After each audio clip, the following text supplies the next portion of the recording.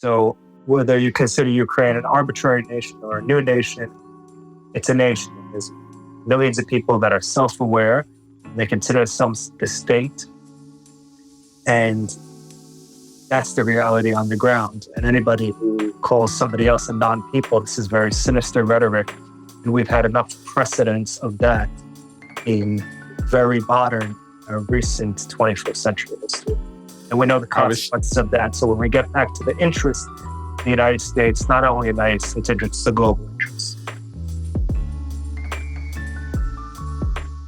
Hello, everybody who is tuned in. You have tuned in to The Glenn Show. This is Glenn Loury. The Manhattan Institute for Policy Research in New York City sponsors The Glenn Show. I'm John Paulson, Senior Fellow at the Manhattan Institute. And I'm here every week. And this week, I'm here with Haim Shweky. Welcome, Haim. Thank you, Glenn. It's a pleasure. How do you want to introduce yourself, Haim? Haim is a writer, and he is a man of many parts who has just emerged from an extended period of service on the ground, on the field of conflict in Ukraine, where he volunteered fighting with Ukrainian forces. And he's here to talk about that, amongst other things. So welcome again, Haim.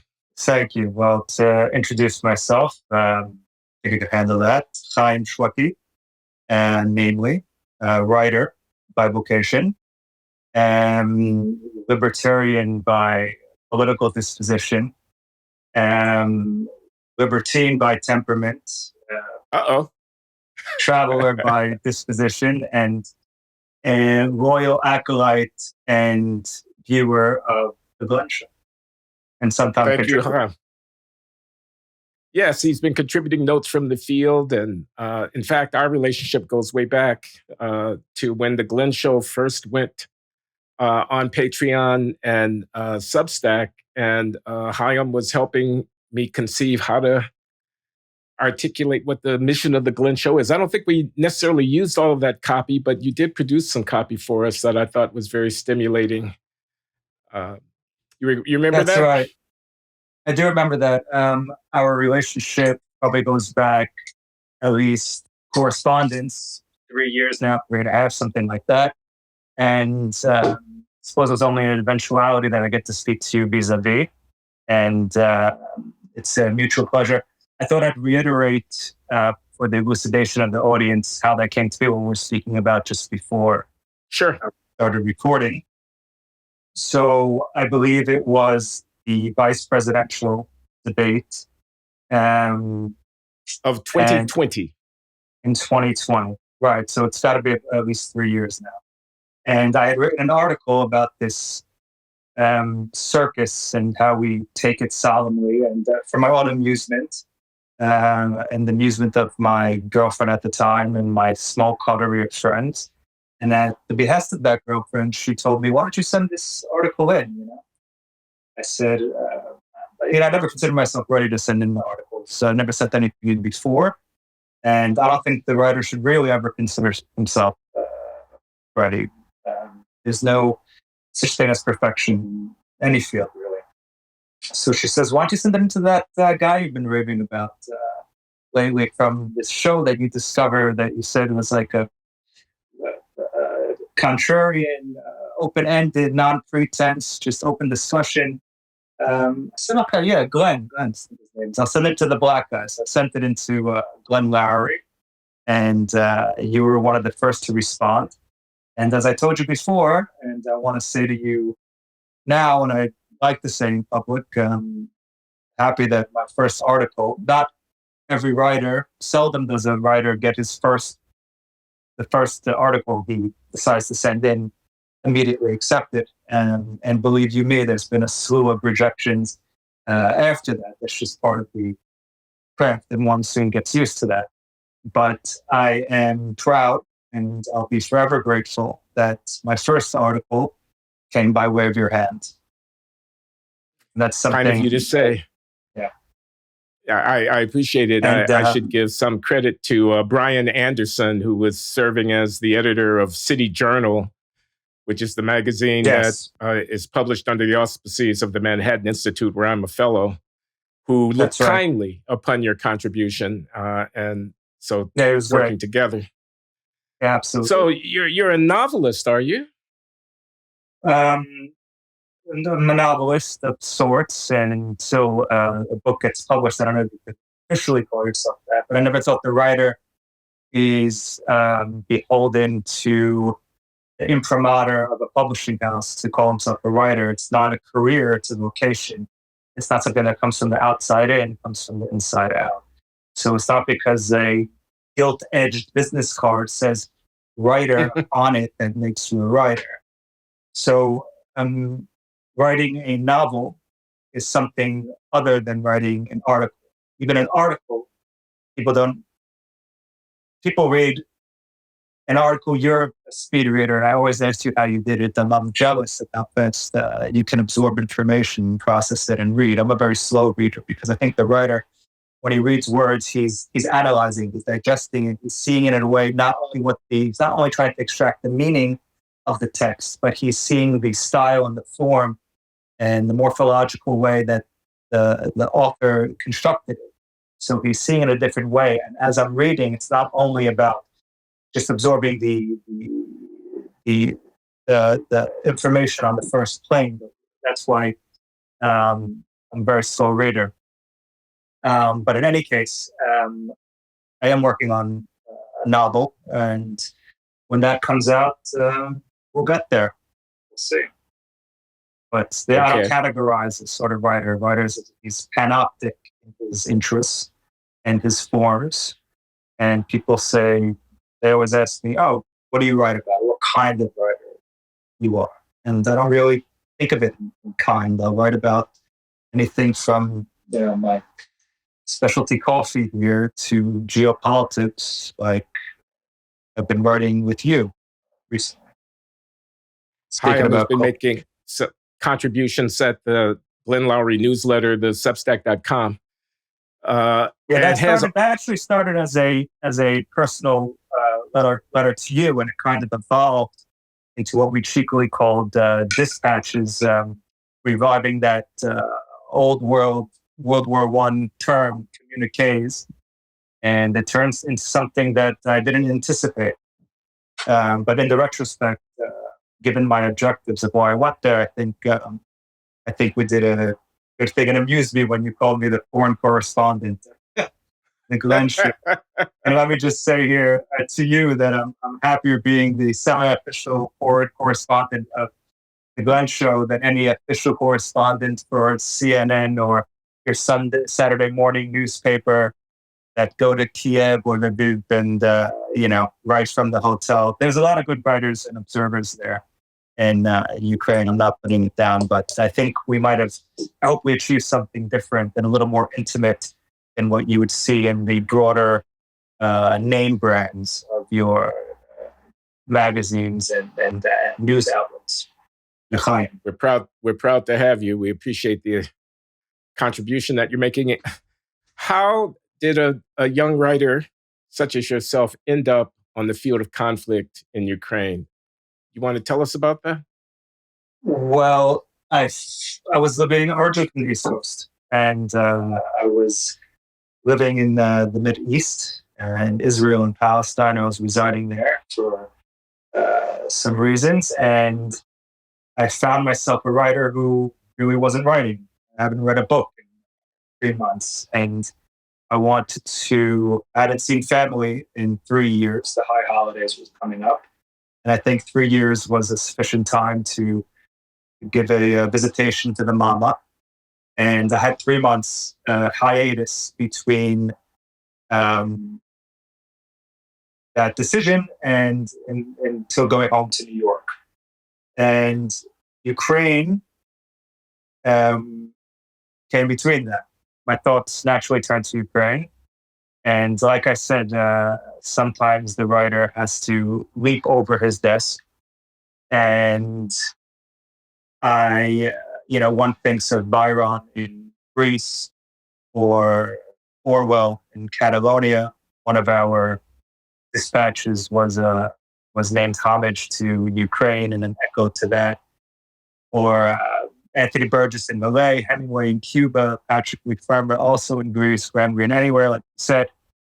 And as a writer, what I really wanted to, especially in this conflict, I wanted to remove from between myself and the source the screen, television screen, because no matter how high def the imagery, it'll always be a low quality resolution. No matter how pixelated and sharp the screen, it'll never strike as vividly or impressively as it does the naked eye. And as a writer, you want to remove as many veils between yourself and the subject if you as possible if you want to scrutinize it in a 2020 severely analytical way. So I will not pretend to expertise that I don't possess, but I thought that instead of having the topographical view and the study looking at the map to be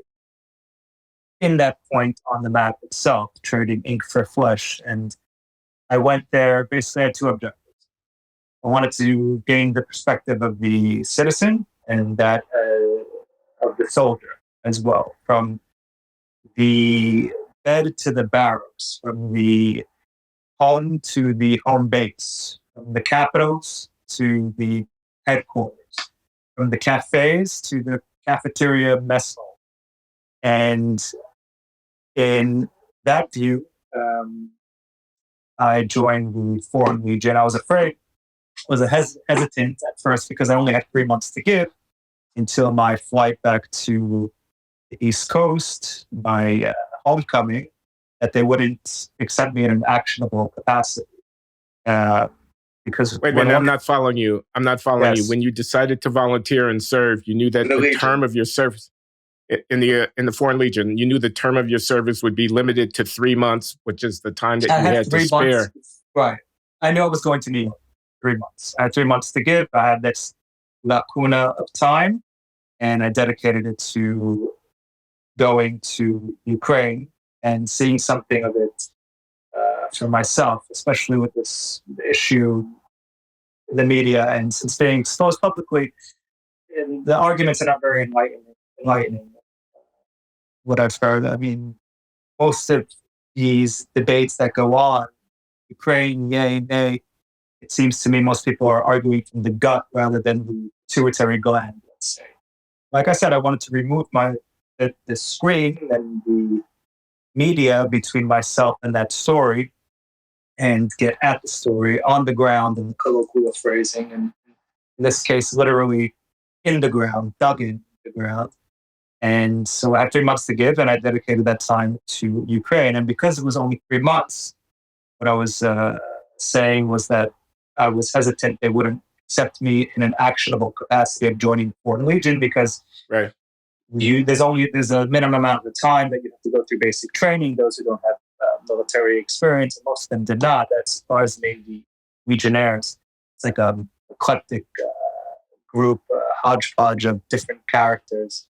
And they don't want to invest in you if you're only there for a brief spate. So through a lot of chutzpah and convincing, I got more than I asked for in the end. And I think in the retrospect, I stood on those two objectives and given the time there. Now, you said you were coming from the Middle East. Did you want to be more specific? No, I was just residing in, I had residence in Tel Aviv. Let's leave it at that. You are an American by birth, but you're Yes. also an Israeli citizen? I'm American by birth and Israeli by birthright. Put it that way. Did your connections to either of your homelands factor in to your judgment about the priority of serving and devoting your time in this way to the conflict in Ukraine? In two ways. First of all, to get to Ukraine, you have to, by perforce, go through the territory of Poland. There's no direct entering Ukraine. You go through Poland and you basically show up at the border.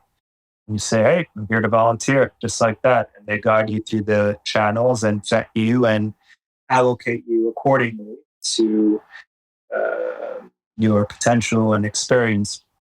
But the connection of Poland and Ukraine to Jews is a dark one.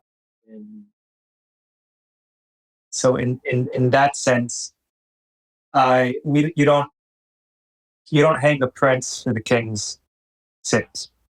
And this experience I isolated in itself. It doesn't matter what I took this what's going on, what Ukraine is undergoing as an isolated experience. There could be a wrong yesterday and a right today.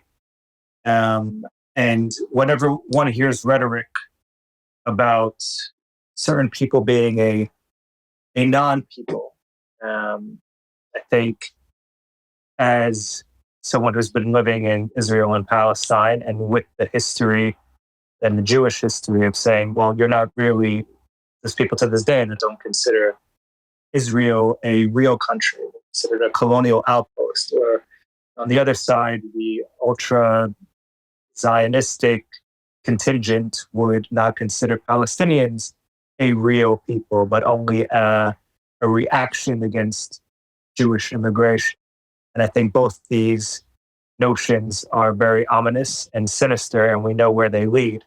So from the beginning, from the get-go, when you hear certain rhetoric, when you hear, for example, a megalomaniacal demagogue calling the people not a real people, I think the world ought to perk up to that. So in that sense, my history came in to inform me, and to perhaps I was a little more heedful of that message and the sinisterism that lurks behind it. And, people often, yeah. So that it factors in that when it's thinking of your question. Sure. Now you have military experience in your background, I take it. So you didn't have to start from scratch as a soldier. No, I didn't have to start from scratch. But I don't want to get into the details of that, if you don't mind. No, I don't. I don't mind that at all. So, Foreign Legion, where were your compatriots coming from? Some of your reporting from the field is just fascinating about the details of life. Yeah. And all of that, but I'll let you fill in the blanks on that. Well, like I said, it was a brief, but it was a concentrated experience. What it lacked in length of time, it made up for in depth. So when it lacked this way, it made up this way. And honestly, the slew of characters that I met in this time, just I think I compared it to a hostel, but it was a very eclectic, and it's an experience that you can't really. Well, I don't want to use the cliche, but you really can't make it up. And I was in two different units. I wrote about the Four Horsemen, as we lately called ourselves. This was comprised of Americans mostly. It was Luke and Adam and Gideon and Haim, and we soon realized that we all met each other, that we're all the holders of biblical names, and we just called ourselves the Four Horsemen from that time, and people can read about that story. So that was my first unit. But the hostel itself is an eclectic mix, internationally speaking. You get people. I met people from Czech Republic. I met people from Australia. I met people from South Korea, Britain, Americans. It wasn't majority Americans by any means, but English was obviously the lingua franca, in which we all communicated. And we had a Canadian general who's from all over the place, but we spoke a common language in our intentions of being there. And everybody came from many different backgrounds, but we all were serving a unified in a purpose.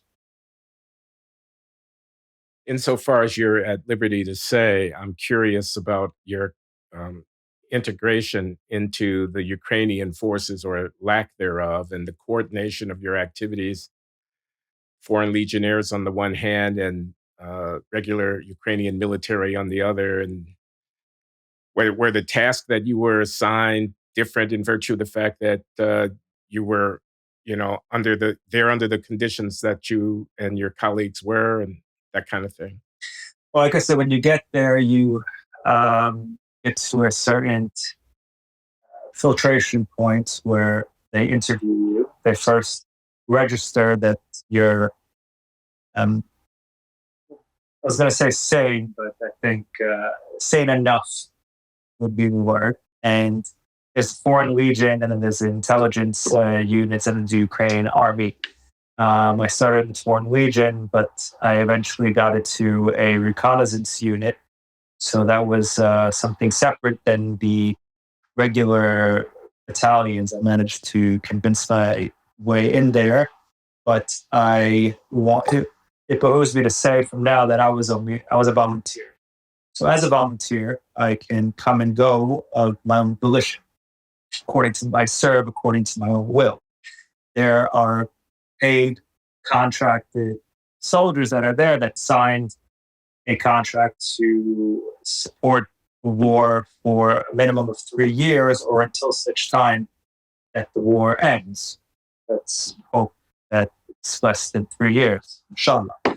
So my couple of missions is nothing compared to my last reconnaissance unit that is still there and still in the field. My last mission of Kherson, I was only there for 1 day, the morning of the push there, and while they were there the whole week. So my view of the word Orwellian is in a line. I suppose it is what it is, and so it was what it was. While someone usually speaks not to embellish or not to use hyperbole or euphemism at the same time, you don't mitigate out of a false sense of modesty or humbleness. It just straightforward report what it was, nothing more, nothing less. It's not me who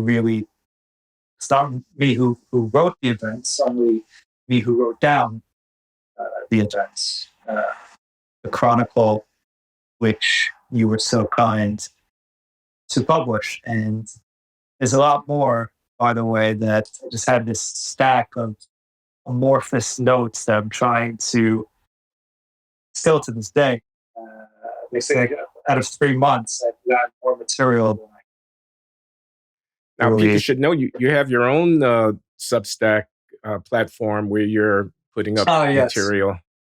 How will they find you? Well, I've yielded to trend and modernity and started the whole Substack thing. Even, for me, this whole publicity thing is very uncomfortable. And that's not a sense of false humbleness. It really just not my type.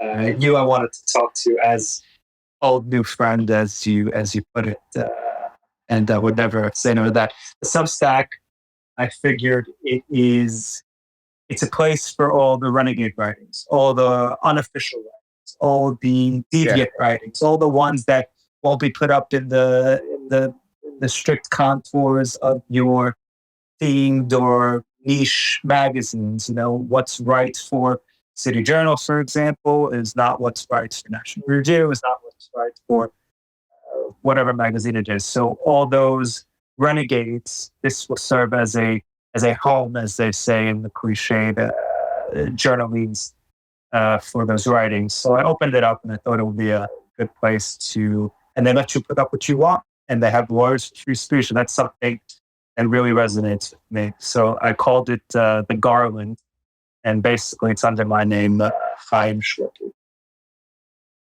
Very well. And the Ukraine thing. Your Four Horsemen experience some real conflict, some real combat. You took fire. You were suffered casualties. Well,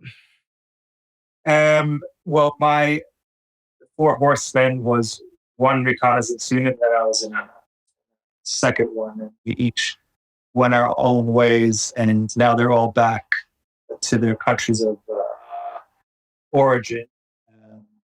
Everyone got home safely.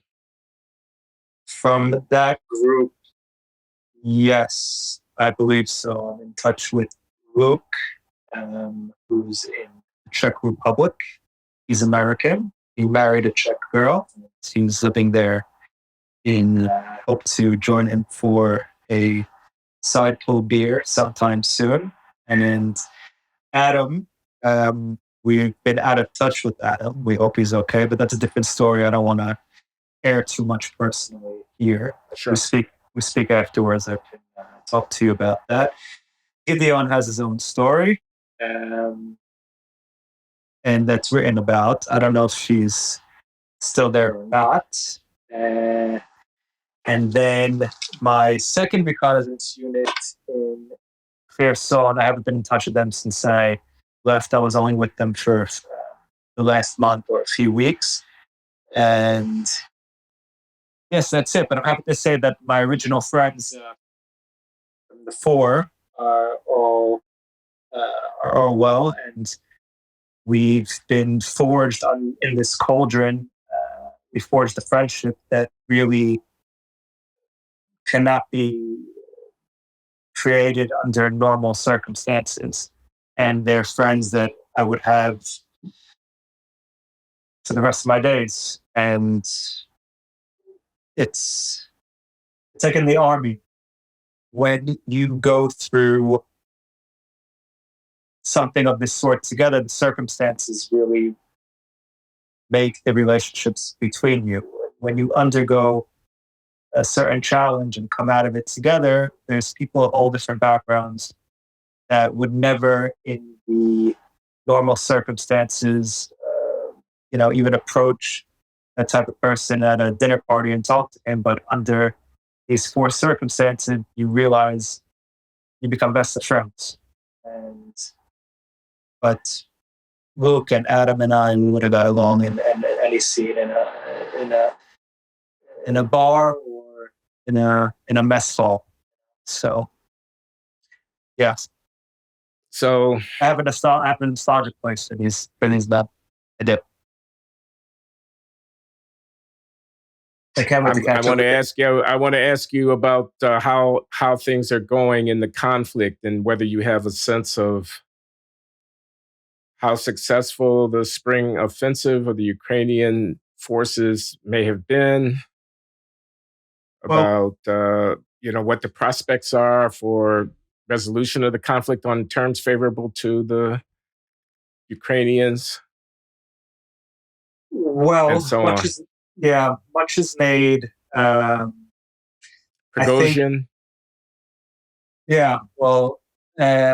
I think that the reason that we should support the advance of Ukraine on the field is that we can to support their advantage on the negotiating floor. So when the time comes for talk, and hopefully it does, Ukraine will have more to offer having won it, and Russia will have more to gain having lost it. So I think that after 3 weeks, Ukraine proved to the world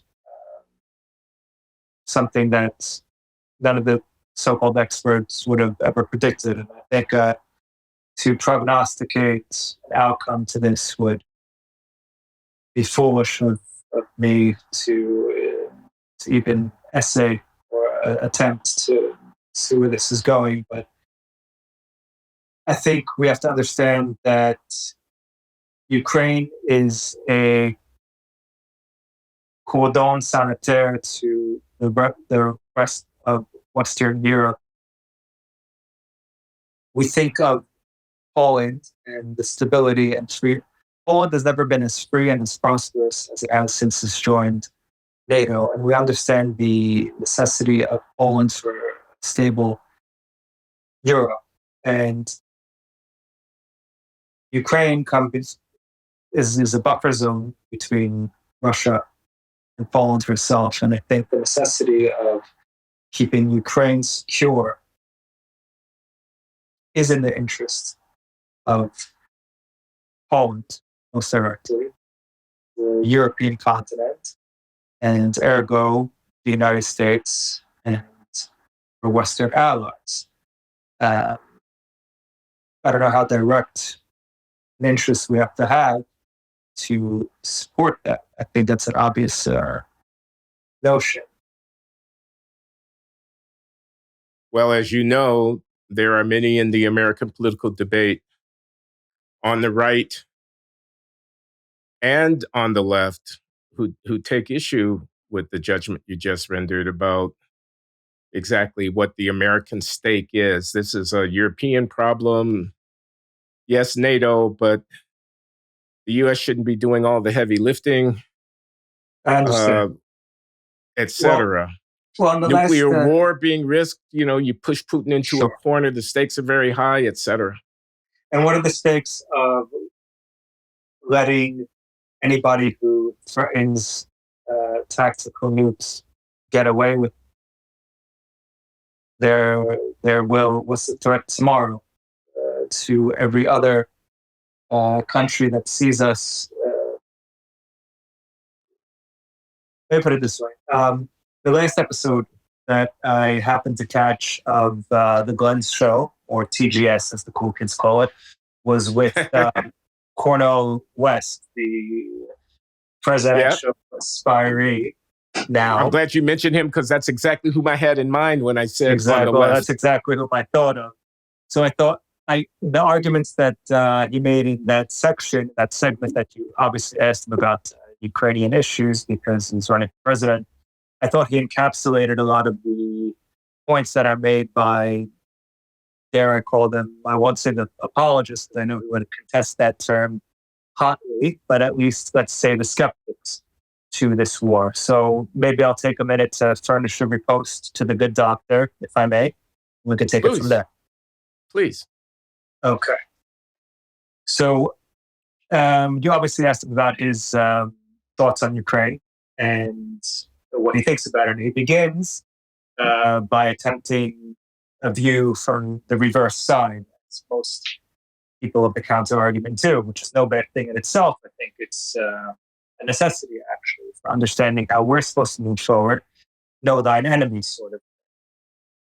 But the way he goes about extracting our sympathies is asking how we would feel in the place of the erstwhile, dare I say, evil empire with a tottering economy if NATO was on our borders.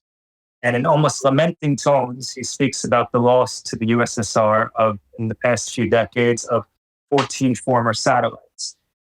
Now, I wouldn't suggest that, Cornel feels bad himself about the loss to Russia.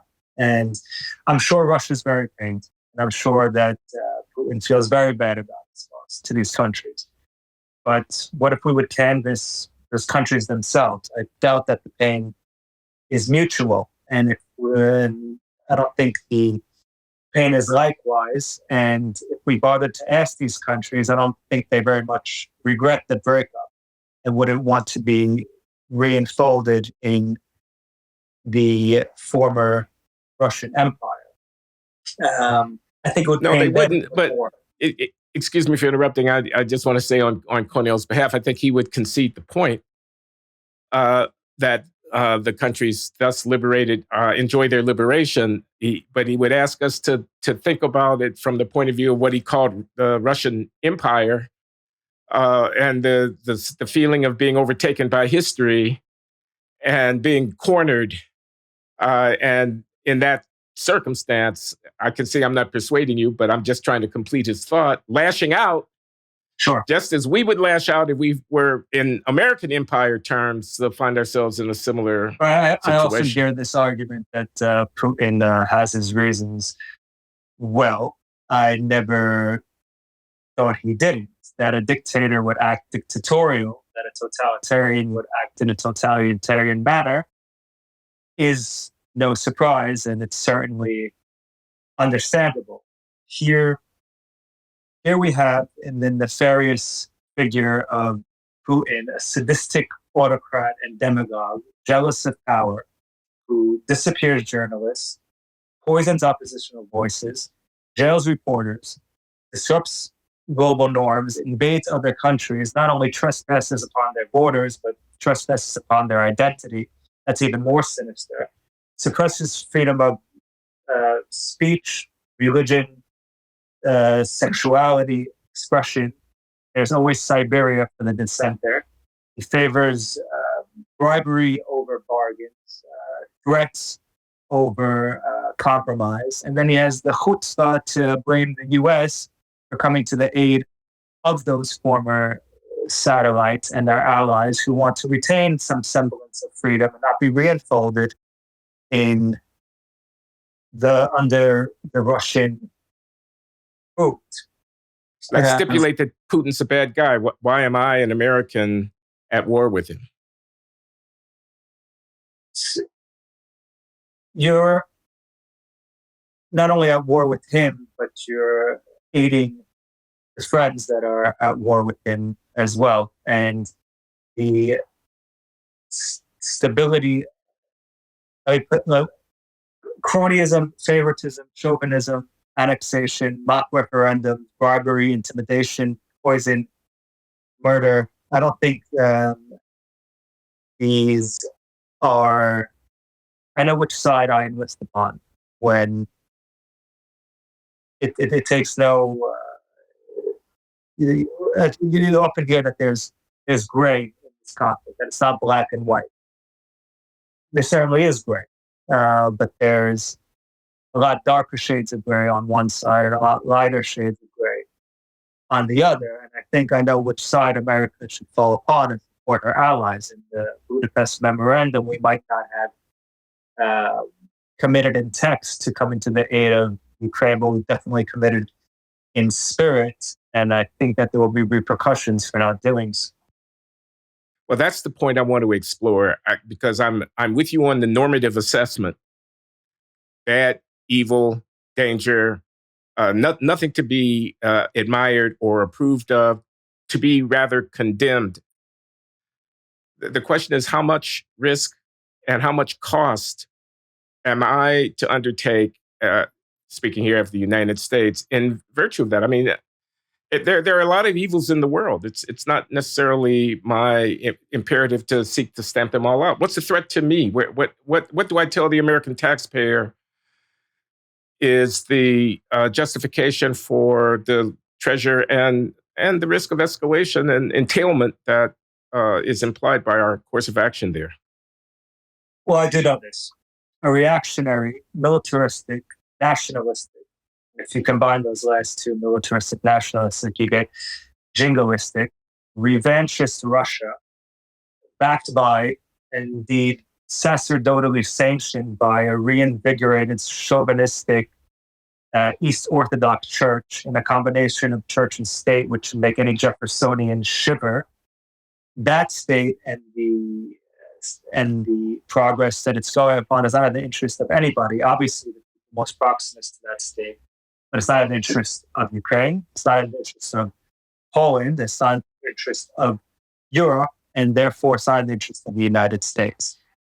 And I think that letting a dictator in the 21st century, so there's some people who consider Ukraine as some sort of matryoshka doll whose inevitable fate is to be gobbled up by a bigger one. And I think the consequences of letting this conflict's not about Ukraine and Russia per se only. These are only the instances of it.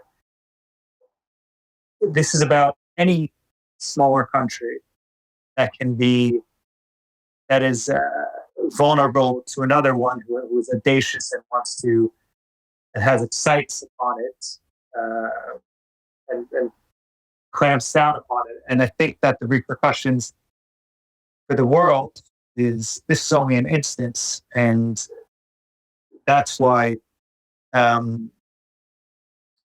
a greater interest only about Ukraine and Russia specifically.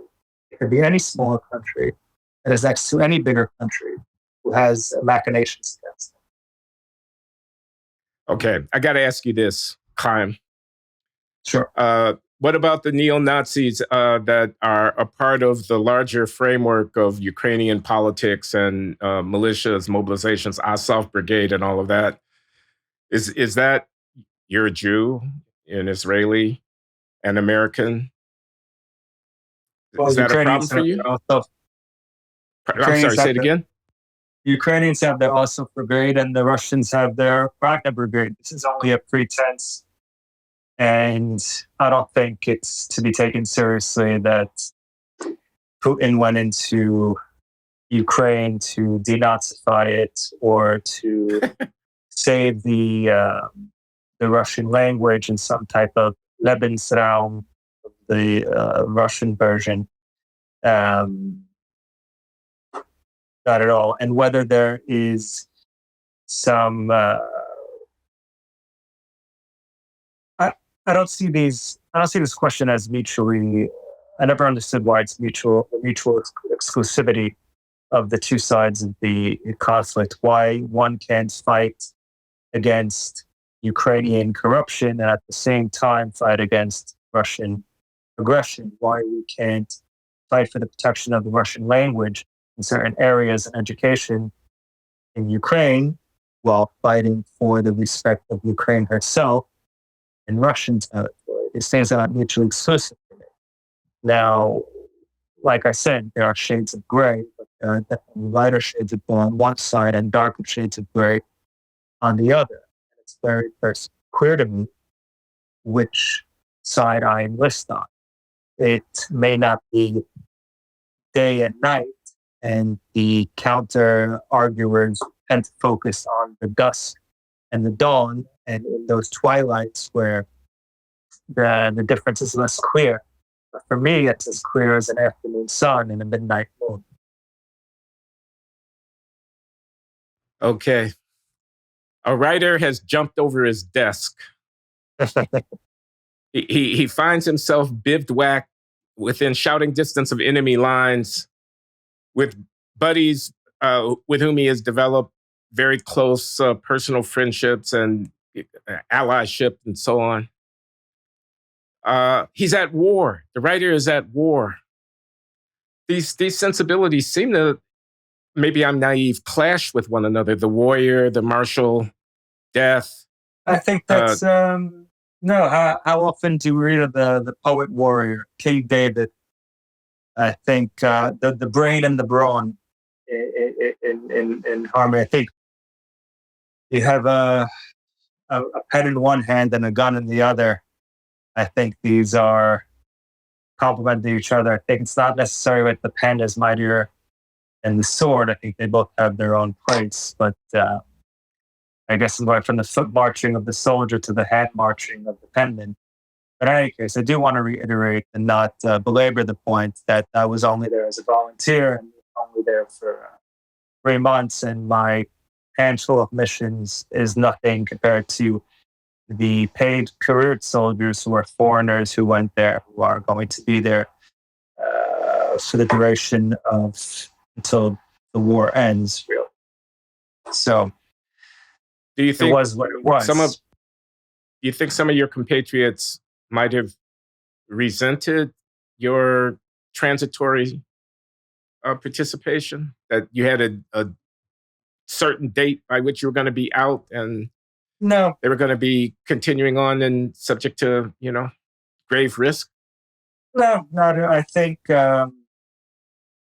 that people are grateful for whoever comes through Ukraine. I've met people that are contributing in many capacities, whether it's the name escapes me. The food, there's a food, I think the World Food Organization, whether they're contributing food or whether they're delivering medical supplies or goods or contributing finances, I think all of those different tiers and layers and volunteers come together to form a whole, not one unit or one um, limb of the whole body can work on its own. It's all one.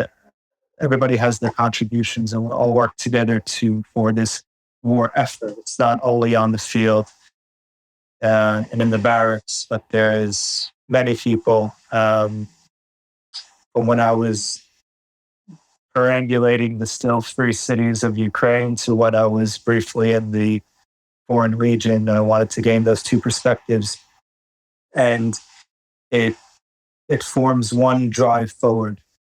So everybody's doing their part, as they say. And I was honest from the beginning. I told them I have 3 months to give, but I really pushed to. It's a circuitous story. It really is. I know we can't get into detail too much now, but maybe we can get into detail on. Yeah. Maybe we can get into detail on this. I want to recall to your attention a phrase in your notes from the field that will stick with me, I'm sure, forever. The bidet of men.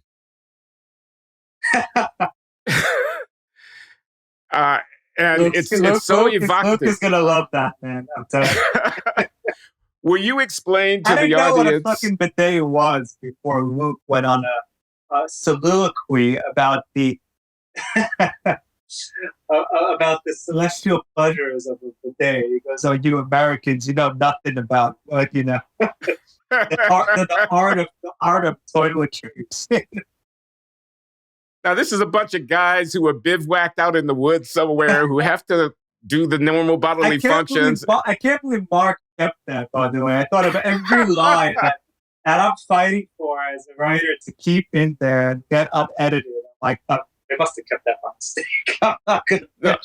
This is Mark Sussman, the editor of the GlennLoury.substack, who was overseeing some of the copy that Haim sent in to us. And he loved it. Not just did he keep it. That's so funny. He loves this idea of the bidet of men.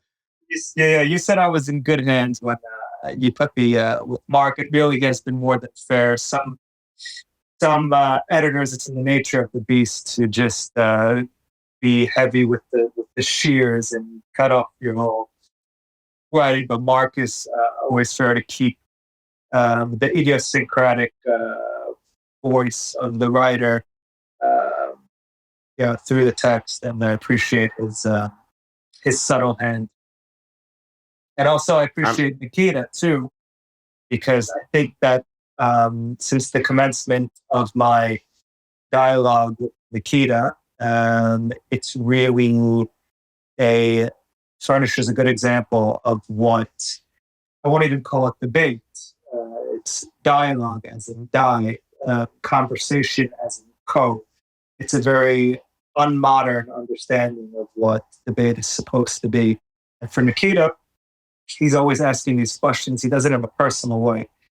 When he's trying to furnish an answer to a question, he's bringing it out of himself. It's answering a personal, and I'm not only talking about his progeny and his national and relations to the conflict, but that's what approaching any subject should be. When you approach a complex subject of the world, you're approaching the subject of self. It is, by necessity, a personal puzzling act.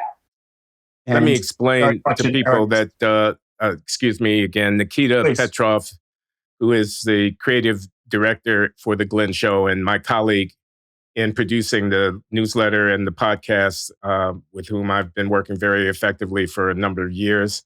He's a Russian national living outside the country at the moment who has been engaged in an exchange of letters with Haim about the ethics of the participation in war, amongst other things. And I'm sure he appreciates hearing your feedback on that. Yeah, and I'm appreciative of him. It's mutual. Since conversing with him, it sent me in the dissenting direction. At least ideologically, I've been listening to other voices. I lent my ear to Mershamir Let's put it that way. You- To what effect? To what effect? Because John, you linked your. Are you talking about Mearsheimer? right, Mearsheimer, right. Yeah, So the political basically, the scientist. argument comes down to, well, you don't understand Putin's reasons. You could see why Right. and I see very much why a unfree country would be threatened by a neighboring one who is aspiring westward and was a little more liberal. So to get back to your questions, I think that it's in our interest to support that. And we can very much blame Ukraine when she looks to her left and sees a free and prosperous Poland, and she looks to her right and sees the antithesis of this, that she aspires towards the former and not the latter. And I think we have almost an obligation in spirit, if not in letter, to come to at least support that. We're not putting troops on the ground. I understand that I am a very original founding fathers type of foreign policy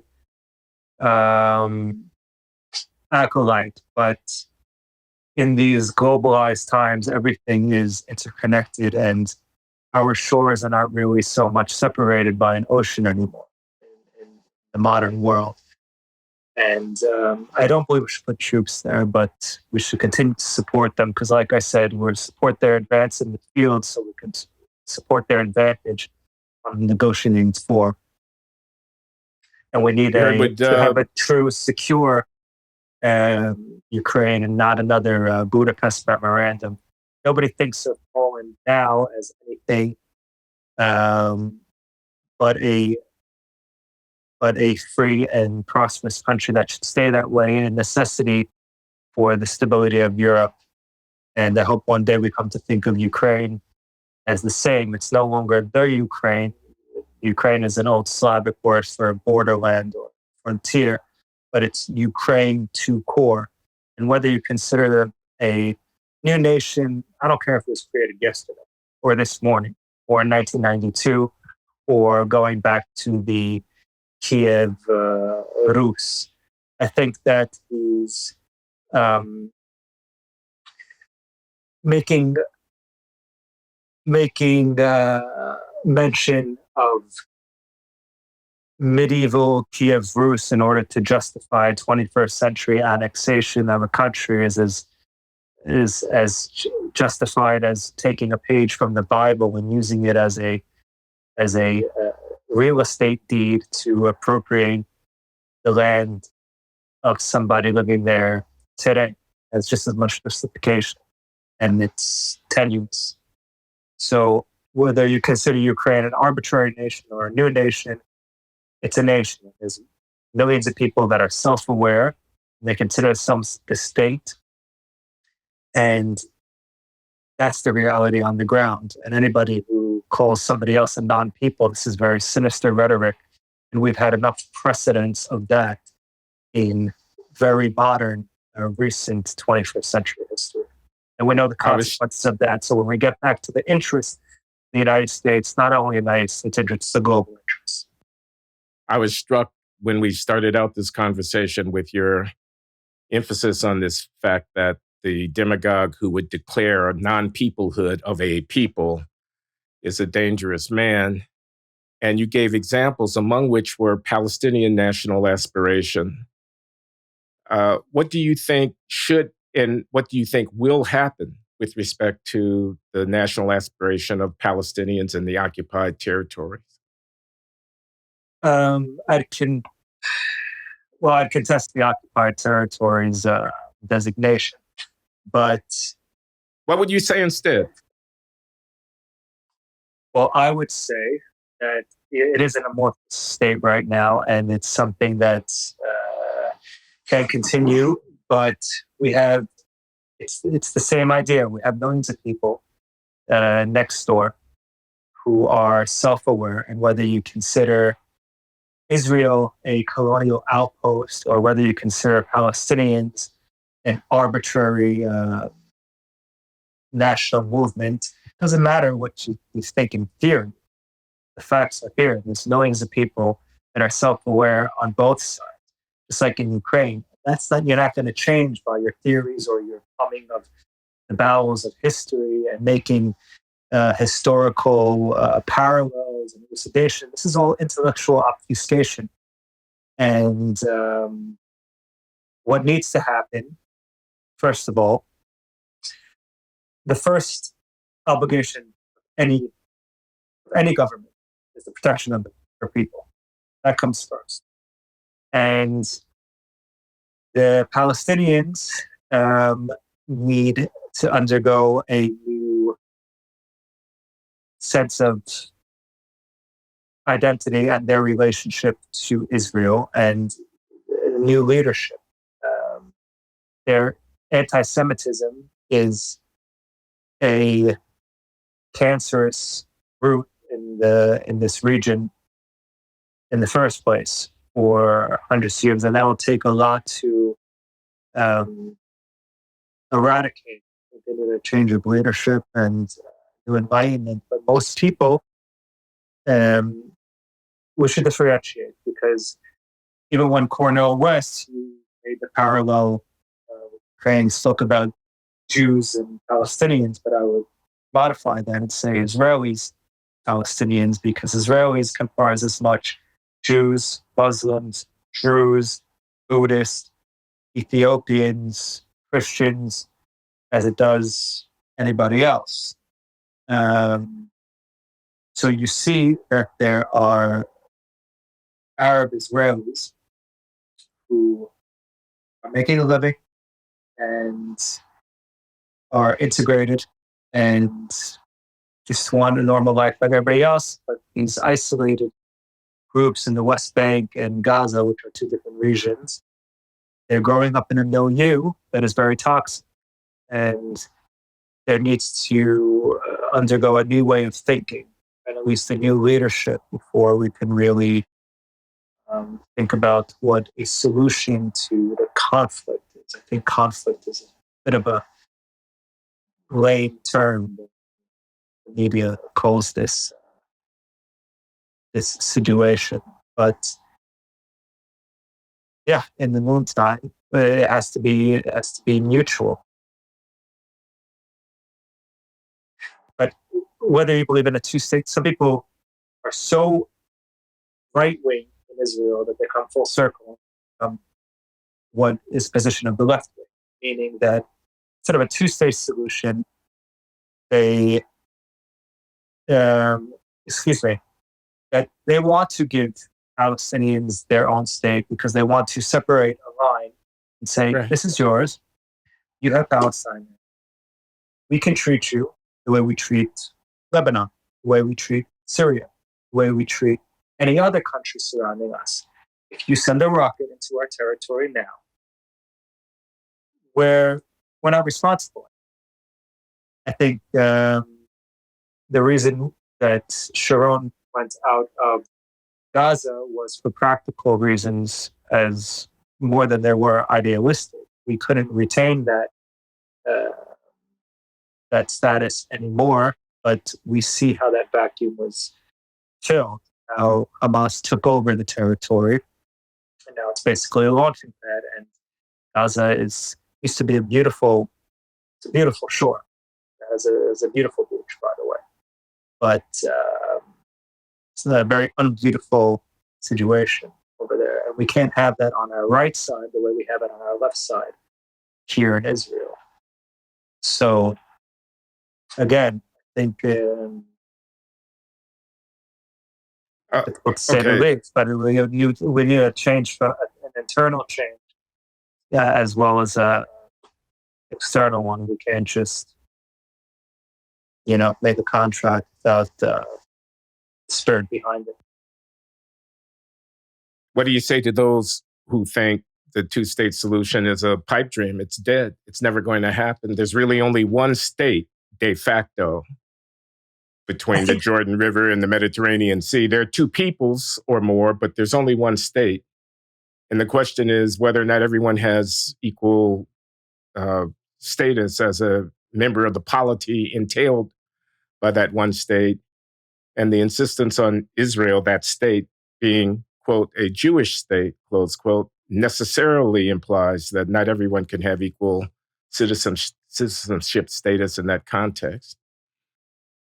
I think the whole point that Israel came to be is to be a solace and a refuge for the Jewish people. If you didn't want a Jewish state, then it's the world that made the Jewish state. And if this whole idea that it can be Jewish and democratic, I think is untrue.